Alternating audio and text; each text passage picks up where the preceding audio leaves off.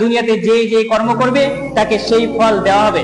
এ ব্যাপারে আমরা তাকদীরের প্রতি দোষ দিতে থাকি যে আল্লাহ রাব্বুল আলামিন যদি আমার ভাগ্যে লিখে রাখে জান্নাত, তাহলে এত কিছু করে আর কি হবে? আল্লাহ রাব্বুল আলামিন যদি আমার ভাগ্যে লিখে রাখে আমি জাহান্নামে যাব, তাহলে আর এত ভালো কাজ করে কি হবে? আলী রাদিয়াল্লাহু তাআলা আনহু বর্ণনা করছেন বুখারী মুসলিমে সেম হাদিস, এরকম কোশ্চেন, যে কোশ্চেন আমরা উপস্থাপন করি এরকম কোশ্চেন একজন সাহাবী আলী রাদিয়াল্লাহু তাআলা আনহু হাদিস বর্ণনা করছেন যে উপস্থাপন করলেন। রাসূলুল্লাহ সাল্লাল্লাহু আলাইহি ওয়াসাল্লামের হাতে একটা খড়ি ছিল, এইভাবে তিনি ঘষাঘষি করছেন এবং কথা বলছিলেন তার সাহাবীদেরকে সামনে বসিয়ে, এবং তিনি বললেন যে তোমরা আজকে যারা এখানে উপস্থিত আছো বা প্রত্যেকেই সকলের জন্য জান্নাত এবং জাহান্নাম নির্ধারণ করে দেওয়া হয়েছে। তখন একজন সাহাবী বলল, তাহলে কি আমরা আমল করা ছেড়ে দেব? আমাদের জন্য যদি জান্নাত নির্ধারণ করা থাকে তাহলে ভালো কাজ করে কি হবে? আমাদের জন্য যদি জাহান্নাম নির্ধারণ করা থাকে তাহলে আর ভালো কাজ করে কি হবে?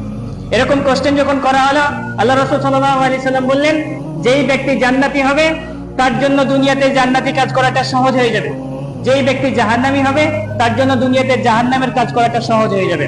আজকে অধিকাংশ মানুষের কাছে জাহান্নামের কাজ করাটা সহজ হয়ে গেছে, তার মানে তারা জাহান্নামের অধিবাসী। যখন আপনি ভালো কাজ করতে পারছেন না বা আপনার উপরে যেটা ফরজ করা হয়েছে সেটা আপনি মেনে চলতে পারছেন না, তার মানে আপনি জাহান্নামের দিকে হাঁটছেন।